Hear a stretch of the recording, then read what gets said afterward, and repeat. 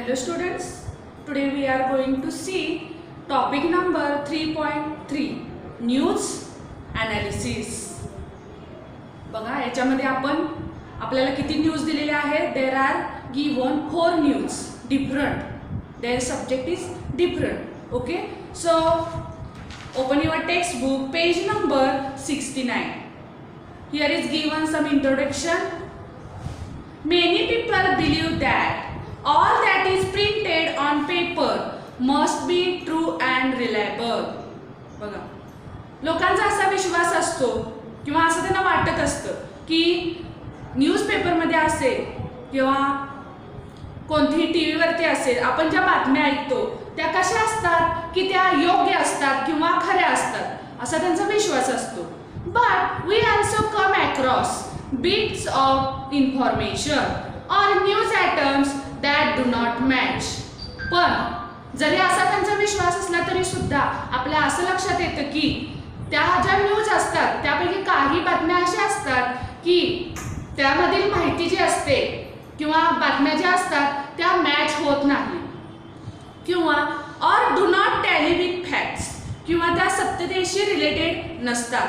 म्हणजे बातमी आणि प्रत्यक्षात वास्तवामध्ये काय असतो, फरक असतो, त्या टॅली होत नाही. ऑर ओन एक्सपिरियन्सेस किंवा आपले जे स्वतःचे अनुभव असतात किंवा आपल्या स्वतःच्या ज्या कल्पना असतात त्याच्याशी त्या बातम्या काय होत नाहीत, मॅच होत नाहीत किंवा टॅली होत नाही. म्हणजे आपल्याला बातमी वाचल्यानंतर ती आपल्याला रिअल वाटते, ही खरंच घडलं असेल असं किंवा हे खरं असू शकतं. पण अगदी असं म्हणता येत नाही आपल्याला की बातम्या सर्वच खोट्या असतात किंवा त्या सत्य असत नाहीत, असं पण आपल्याला स्टेटमेंट करून चाललं नाही. पण दिलेल्या सर्वच बातम्या खऱ्या असतात असंही आपण म्हणू शकत नाही किंवा त्या सत्यतेशी मॅच होत नाही. त्यामुळे आपण वाचल्यानंतर पटकन लगेच विश्वास ठेवला नसला पाहिजे. म्हणजे ते खरोखरच आहे का हे आपण आधी पडताळणी केली पाहिजे, आधी जाणून घेतलं पाहिजे, मगच कोणत्याही बातमीवरती विश्वास ठेवला पाहिजे. ठीक आहे. नेक्स्ट, इट इज नेसेसरी म्हणून असं म्हणलं जातं, हे आवश्यक आहे. काय बघा, to think well and carefully about what we read or hear before we form our opinion. त्यामुळे असं म्हणलं जातं, कोणत्याही बातमीविषयी आपलं स्वतःचं मत मांडण्यापूर्वी आपण काय करणं आवश्यक आहे, आपण चांगला विचार केला पाहिजे आणि काळजीपूर्वक विचार केला पाहिजे आणि मगच आपण जी बातमी वाचतो, जी बातमी ऐकतो त्याच्यावरती आपलं मत मांडलं पाहिजे. म्हणजे दुसऱ्यांनी सांगितले किंवा समोर आपल्या दिसतंय, आपण वाचलेलं आहे, ऐकलेलं आहे म्हणून पटकन विश्वास ठेवायचा नाही, तर त्या बातमीविषयी काळजीपूर्वक आपण काय केलं पाहिजे, पहिला स्वतःचा विचार केला पाहिजे, मगच आपलं मत आपण मांडलं पाहिजे. Of course you must do it with an open mind. इथं तुम्हाला स्वतःचं मत मोकळेपणानं मांडण्याचं स्वातंत्र्य आहे, पण तत्पूर्वी तुम्ही चौकशी करून विचार करून मगच तुमचं मत मांडू शकता. बघा, आपण काही न्यू वर्ड्स पाहूया. रिलायबल योग्य, देन फॅक्ट्स सत्यता, आयडियाज कल्पना, नेसेसरी आवश्यक, ओपिनियन तुमचं मत, ओपन माइंड मुक्त मनाने, बोर कंटाळवाणे, ऑथॉरिटीज वरिष्ठ, टू कन्व्हिन्स पटवून देणे, इन्स्टिट्यूट संस्था, प्रेस्टिजियस नामांकित, अलाउड म्हणजे परवानगी दिली, गॅजेट्स तांत्रिक उपकरणे, प्रोव्हाइड पुरविणे, इमॅजिनेटर पर्यवेक्षक अँड कॅन्डिडेट्स उमेदवार. बघा पुढे काय सांगितलेलं आहे पेज नंबर 69 वरती. Do you read newspaper every day? तुम्ही रोज वर्तमानपत्र वाचता का? Do you listen to the news bulletins on radio और टीव्ही? किंवा रेडिओवरती किंवा टीव्हीवरती न्यूज बुलेटिन लागलेले असतात, त्या तुम्ही ऐकता का? You may have seen your elders or friends reading news items and discussing them with feeling. जरी तुम्ही, मला माहिती आहे की तुम्ही न्यूजपेपर ओपन, तुमचे आई वडील तुम्हाला सांगत असतात न्यूजपेपर वाचा, तुमचं नॉलेज वाढतं, पण तुम्ही प्रत्यक्षात कितपत ते वाचता हे तुम्हालाच माहीत आहे. पण तुम्ही ऐकलं असेल की तुमचे पॅरेंट्स असतील, एल्डर्स असतील, त्याचबरोबर तुमचे फ्रेंड्स असतील, ते जेव्हा न्यूज वाचतात त्याची तुम्ही काय करता, चर्चा करता. त्याचबरोबर आणि तुमच्या फिलिंग्स त्या बातमीशी काय केलेल्या असतात, जोडल्या गेलेल्या असतात. Do you think about the news that you read or here? तुम्ही ज्या बातम्या ऐकता, वाचता, त्याच्याविषयी तुम्ही कधी विचार केलाय का? If a piece of news makes you happy, you will say it is good news. बघा, जेव्हा तुम्ही बातमी वाचता तेव्हा तुम्हाला जर आनंद झाला तर तुम्ही काय म्हणता, ही बातमी खूप चांगली आहे. And if it makes you angry or sad, आणि ती बातमी जर तुम्हाला दुःखी बनवत असेल, तुम्हाला राग येत असेल ती बातमी वाचल्यानंतर, तर काय होतं, you will say it is bad news. तुम्ही काय म्हणता त्याला, ही बातमी कशी आहे, वाईट आहे, चुकीची आहे. का तर तुम्हाला राग आलेला असतो बातमी वाचून, किंवा तुम्ही दुःखी झालेले असतात. म्हणजे तुम्ही कशावरून ठरवता ती बातमी कशी आहे, तुम्हाला ती बातमी वाचल्यानंतर काय वाटतं याच्यावरती ते तुम्ही काय करता, स्वतःचं मत मांडता. ती बातमी वाचून तुम्हाला आनंद झाला तर ती बातमी चांगली आहे, तुम्ही दुःखी झाला तर ती बातमी सॅड आहे. ठीक आहे. Next, you may find some news items interesting and some others uninteresting or even boring. बघा, तुम्हाला असं लक्षात येतं काही न्यूज कशा असतात, बोरिंग असतात, किंवा काही कशा असतात, इंटरेस्टिंग असतात. म्हणजे त्या बातम्या वाचल्यानंतर तुम्हाला काही वेळेला इंटरेस्ट निर्माण होतो, तर कधी बातमी वाचल्यानंतर तुम्हाला कंटाळवाणे वाटतं किंवा बोर वाटतं. You also have to consider whether a piece of news is reliable or unreliable. बघा, तुम्ही काय ठरवता त्याच्यानुसार ती बातमी योग्य आहे की अयोग्य आहे. ठीक आहे. Many news items have phrases like according to our sources. बघा, न्यूज मध्ये काही फ्रेजेस सुद्धा वापरलेले असतात. For example, according to our sources, then authorities say that, and eye witness account. बघा, अशा पद्धतीच्या काय असतात, फ्रेजेस असतात, etcetera, to convince the readers or the viewers that the news is reliable. मग ह्या फ्रेजेस काय यूज केल्या जातात, तर जो व्यक्ती ती बातमी ऐकतो, वाचतो, त्याला ते पटवून देण्यासाठी सांगितलं असतं की वरिष्ठ अधिकाऱ्यांच्याकडून ही बातमी आलेली आहे किंवा पुराव्याने ही सिद्ध झालेली आहे. अशा प्रकारच्या फ्रेजेस वापरल्या जातात. Or the reporter may simply say it is learned that or it has come to light that ... अशा पद्धतीच्या फ्रेजेस कुणी वापरलेल्या असतात, used by the reporter. Okay. Read the news items given in A, B, C and D. आपल्याला बघा, मी मगाशी सांगितलेलं आपल्याला 4 प्रकारच्या डिफरंट न्यूज दिलेल्या आहेत, A, B, C and D. You have to read these news carefully. You may have heard phrases like breaking news or shocking news etc. बघा, काही वेळेला जेव्हा अत्यंत महत्त्वाची बातमी असते, मग ती सॅड असेल किंवा हॅप्पी असेल, तर तुम्हाला अशी बातमी कशा पद्धतीनं हे केली जाते, कोणत्या फ्रेजेस वापरल्या जातात, ब्रेकिंग न्यूज किंवा शॉकिंग न्यूज. असं म्हटल्यानंतर आपलं लक्ष लगेच त्या बातमीकडे जातं. मग ती टी व्हीवरती असेल, रेडिओवरती असेल किंवा न्यूजपेपरमध्ये असेल. ब्रेकिंग न्यूज म्हटलं की काहीतरी वेगळं आपल्याला कळणार आहे या उद्देशानं आपण त्या न्यूजकडे पाहतो, पटकन आपलं लक्ष जातं. In what other ways can we describe a piece of news. मग आणखी कोणत्या पद्धतीनं आपण न्यूज प्रोव्हाइड केली जाते, सजेस्ट सुटेबल ॲडजेक्टिव्ज. तुम्ही स्वतःचे काय विशेषण तिथं वापरू शकता किंवा तुम्ही सुचवू शकता. Then form a group of 4 or 5 and discuss the questions given with each piece of news. तुम्ही काय करायचं आहे, त्या प्रत्येक न्यूजच्या शेवटी काही क्वेश्चन दिलेले आहेत, ते तुम्ही स्वतः काय करायचे आहे, त्याच्यावरती चर्चा करायची आहे. इथं म्हणजे पर्टिक्युलर तेच आन्सर आलं पाहिजे असं नाही, तर तुम्ही याच्या प्रश्नाच्या अनुषंगाने तुमचं स्वतःचं मत इथं मांडू शकता. First of all we will see first news. Close the shoes not allowed in examination hall. बंद शूज घालण्याला एक्झामिनेशनचा जो हॉल आहे त्याच्यामध्ये काय आहे, बंदी आहे किंवा परवानगी नाही. म्हणजे जे कॅन्डिडेट परीक्षेला बसणार आहेत त्यांनी शूज काय करायचे नाहीयेत, वापरायचे नाहीयेत, असं हेडिंग आहे. बघा, मग या हेडिंग खाली काय काय माहिती आहे ते आपण पाहूया. बेंगलुरू इथून ही पब्लिश झालेली न्यूज आहे. बघा काय सांगायचं आहे, Shivam institute of innovative technology Bengaluru has recently issued a list of dos and don'ts for candidates taking the entrance test to the prestigious institute this year. बघा, या वर्षी जे उमेदवार एंट्रन्स टेस्ट देणार आहेत त्यांच्यासाठी शिवम कोणत्या इन्स्टिट्यूटमध्ये देणार आहेत? Shivam institute of innovative technology Bengaluru. त्यांनी काय केले? आताच एक जाहीर केलेला आहे, एक लिस्ट यादी पाठवलेली आहे. कशाची?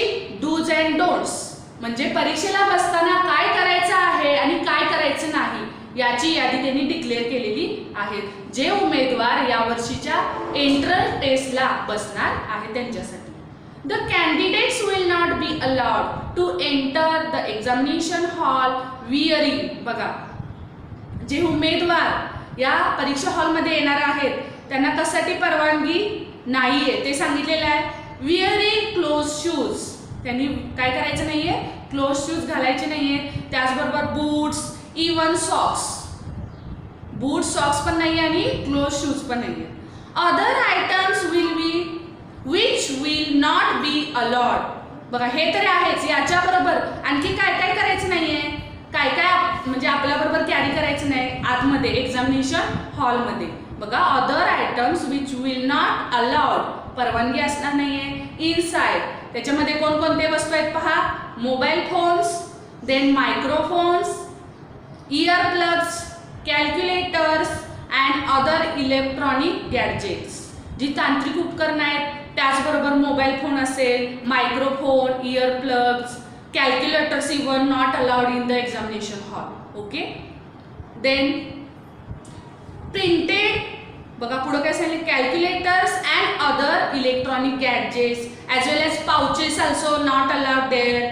Printed or black papers and even pens also, बघा हे सुद्धा आपल्यासोबत न्यायचं नाहीये. Pouches, printed or black papers as well as pens also. The pens will be provided in the hall by the invigilators. मग आपण एक्झाम कशी द्यायचे? तर आपल्याला पेन कोण प्रोव्हाइड करणार आहे? इनसाइड पर्यवेक्षक, म्हणजे जे सुपरविजन करणार आहेत, पर्यवेक्षक असणार आहेत, ते काय करणार आहेत? त्या कॅन्डिडेटना पेन प्रोव्हाइड करणार आहे. त्यामुळे त्यांनी कोणतीही वस्तू आपल्यासोबत कॅरी करायची नाही आणि त्याची लिस्ट यामध्ये दिलेली आहे. ही आपली फर्स्ट न्यूज आहे. बघा, याच्या खाली जे काही क्वेश्चन दिले ते आपण ओरली डिस्कस करूया. याच्यापेक्षा वेगळं मत तुमचं सुद्धा असू शकतं. ठीक आहे. तर परीक्षेला कसे प्रश्न येऊ शकतात ते आपण सगळ्या न्यूज झाल्यानंतर शेवटी रिटर्न स्वरूपात पाहणार आहोत. फक्त तुम्ही काळजीपूर्वक ऐका की याचा आन्सर काय असू शकतो. ठीक आहे. फर्स्ट बघा, what is the meaning of issued, candidates and invigilators. बघा, पहिला आहे issued. What is mean by issued? थोडक्यात काय? जाहीर करणे. त्याचं इंग्लिशमध्ये मीनिंग बघा, मेड समथिंग नोन फॉर्मली, माहीत करून देणे. Made something non formally, non म्हणजे माहीत करून देणे. ठीक आहे. कॅन्डिडेट्स हिअर या न्यूजमध्ये कॅन्डिडेट कुणाला म्हटलंय? Students. Candidate means students. Then invigilator. What is mean by invigilator? पहा, the person who are appointed to supervise the students who are taking an examination. म्हणजे त्याची नेमणूक, अशा व्यक्तीची नेमणूक केली जाते जी काय करते? स्टुडंटना सुपरवाइज करते. आणि who are taking an examination म्हणजे परीक्षा घेताना बघा सुपरविजनसाठी जे असतात त्यांना काय म्हणलं जातं? पर्यवेक्षक, इन्व्हिजिलेटर्स. ठीक आहे. Next, who is conducting the test? कोण घेत आहे ही test? Shivam institute of innovative technology. Shivam institute of innovative technology Bengaluru is conducting this test. Okay. Next, discuss the following in group 4 or 5. याचं तुम्ही काय करायचं आहे? चर्चा करायची आहे तुमच्या मित्रांसोबत. बघा, पहिला आहे why is closed footwear, shoes, socks not allowed in the examination hall. म्हणजे एक्झामिनेशन हॉलमध्ये फुटवेअर घालायला त्याच्यामध्ये सॉक्स असतील किंवा शूज असेल किंवा बूट्स असतील तर यांना परवानगी का दिलेली नसावी असं तुम्हाला वाटतं? म्हणजे का त्यांना परवानगी दिली नाही हे सर्व घालायला? तर याचा आन्सर बघा काय असू शकतं. तुमचं स्वतःचं मत तुम्ही इथं लिहू शकता. For preventing copy hiding notes. काय काय मुलं काय करतात? शूजमध्ये, सॉक्समध्ये सुद्धा कॉपी ठेवतात. त्यामुळं याला बंदी घालण्यासाठी काय केलं असावं? याला घालायला परवानगी नाहीये, शूज, सॉक्स एक्सेट्रा.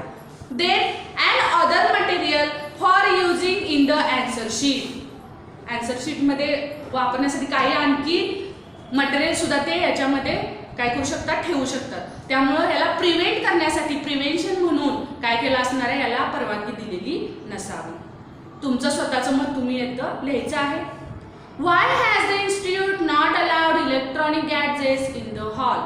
मग इलेक्ट्रॉनिक गॅजेट्स न कॅरी करण्याचं कारण काय असेल किंवा का परवानगी दिलेली नसावी असं तुमचं मत आहे. तर some candidates take disadvantages of keeping electronic gadgets. बघा, ते तांत्रिक उपकरणं त्यांच्यासोबत कॅरी करण्याचं काय करू शकतात, कॅन्डिडेट त्याचा काय करू शकतात, डिसएडव्हान्टेज किंवा त्याचा काय करू शकतात, दुरुपयोग करून घेऊ शकतात. म्हणून काय केलं असावं, याला बंदी घातली असावी. याच्यामध्ये communicate outsiders, feed answers in the gadget for copy. त्याच्यामध्ये ते कॉपी सुद्धा करू शकतात. त्याचबरोबर बाहेर ज्या व्यक्ती आहेत त्यांच्याशी ते कम्युनिकेट करू शकतात, कम्युनिकेशन करू शकतात. हे सर्व टाळण्यासाठी इलेक्ट्रॉनिक गॅजेट्स वापरण्यावर बंदी घातलेली असावी. ठीक आहे. Next, what other measures can be taken to prevent copy? Copy टाळण्यासाठी आणखी काय केलं असणार आहे, प्रतिबंध करण्याकरता इतर कोणते उपाय करता येऊ शकतील असं तुमचं मत आहे कॉपी टाळण्यासाठी? Strict supervision, CCTV cameras in each class or hall. जे सुपरवायझर असतात ते कसे असणं गरजेचं आहे, स्ट्रिक्ट असणं, त्याने सगळे नियम फॉलो करणं गरजेचं आहे किंवा विद्यार्थ्यांचं चेकिंग वगैरे व्यवस्थित करणं गरजेचं आहे. त्याचबरोबर CCTV cameras in each class or hall. ज्या हॉलमध्ये एक्झामिनेशन होणार आहे तिथं सीसीटीव्ही कॅमेरा असणं गरजेचं आहे. समजा पर्यवेक्षकांच्या नजरेतून काही एखादी कॉपी जर नाही लक्षात आली, आढळली नाही, तरी सुद्धा सीसीटीव्ही मध्ये ते दिसू शकतं की कुणी कॉपी केलेली आहे. त्यासाठी ते असणं गरजेचं आहे, CCTV cameras. Searching clothes, compass, boxes etcetera. Stringent actions to be taken against the candidates found copying to the extent to complete ban. बघा, आणि ज्यांनी केली असेल आणि तो आढळला, ज्यांनी कॉपी केली त्याच्यावरती काहीतरी स्ट्रिक्ट ॲक्शन घेणं गरजेचं आहे. त्याला तसं समजा नाही म्हणजे स्ट्रिक्ट ॲक्शन घेतली तर काय होऊ शकतं, दुसरी मुलं कॉपी करण्यासाठी काय होऊ शकतात, म्हणजे त्याला कडक काहीतरी बंधन घालणं, काहीतरी शिक्षा देणं गरजेचं आहे. नाही, त्यामुळं इतर मुलं सुद्धा कॉपी करणार नाही. आलं लक्षात. Next, why is this news published in newspaper? मग ही न्यूजपेपरमध्ये का पब्लिश केलेली आहे? The news is published in the newspaper as a warning to the concern, also to spread awareness among parents. बघा, जे कॅन्डिडेट उमेदवार आहेत त्यांना हे सगळी बातम्या कळाव्यात, त्याचबरोबर त्या कॅन्डिडेटचे जे पॅरेंट्स आहेत त्यांना सुद्धा लक्षात यावं, या उद्देशानं ही न्यूजपेपरमध्ये पब्लिश करण्यात आलेली आहे. Parents, students and school management to prevent copying cases. बघा, स्टुडंटसाठी तर आहेच ही न्यूज, त्याचबरोबर त्यांचे जे पालक आहेत, पॅरेंट्स, त्यांच्यासाठी पण आहे. त्याचबरोबर जी स्कूल मॅनेजमेंट आहे त्यांना सुद्धा अशा पद्धतीनं कॉपी केसेस काय करता येऊ शकतात, म्हणजे काय केलं पाहिजे, प्रतिबंध कसा घातला पाहिजे हे मॅनेजमेंटच्या सुद्धा लक्षात यावं, या उद्देशानं काय केलेलं आहे, ही न्यूजपेपरमध्ये पब्लिश करण्यात आलेली आहे. So student, next news we will see in the next video. Thank you.